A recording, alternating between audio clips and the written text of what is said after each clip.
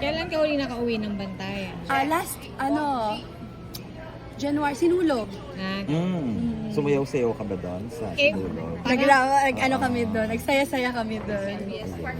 So sikat na sikat ka na nung bumalik ka. Hindi naman po, ganun pa rin. What I like about my island po, our island is, pag nandun po ako, parang normal ako na tao. May mga nagpapapicture, pero alam niyo pong hindi ko kailangan magpaganda, hindi ko kailangan, normal lang, taga-isla. Walang makeup, walang ayos. I'm just in my hometown. And yun po yung gusto ko sa isla. Hindi ko kailangan magpakabongga. Dito kasi kailangan maganda ka palagi. Of course, you're an artista.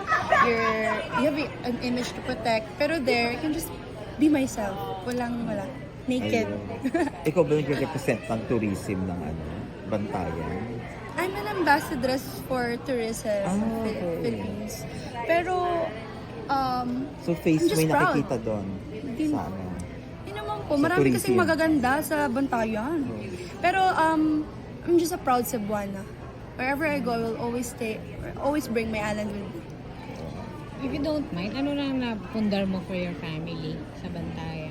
Ngayon po, ako yung nagsusupport talaga sa lahat kasi marami po akong kapatid, so ako nagpapaaral. Panganay ka ba?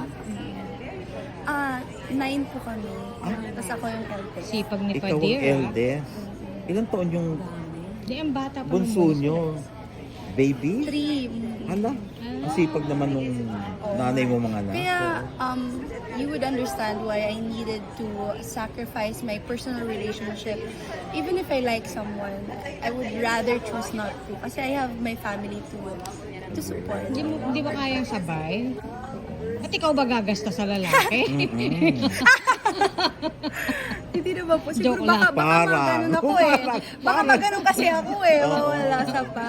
Ikaw ang gagasto sa lalaki ha, babae ka, Tsaka may dapat, ano ka. Oo. alam ko na yung standard ko ngayon. Lumaki na, tumaas ng tumaas na naging artista na ako. Wala na. Wala ka nga pagbabatayan, tumaas na agad. Tumaas kasi ang taas ng standard ko dati. Ay ngayon, wala na.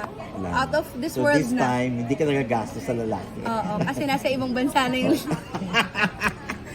Sa susunod sa date, hindi na ikaw magbabayad. Ayun. Yun na. Oo. Sabihan mo sila magbayad, no? Thanks. Hindi na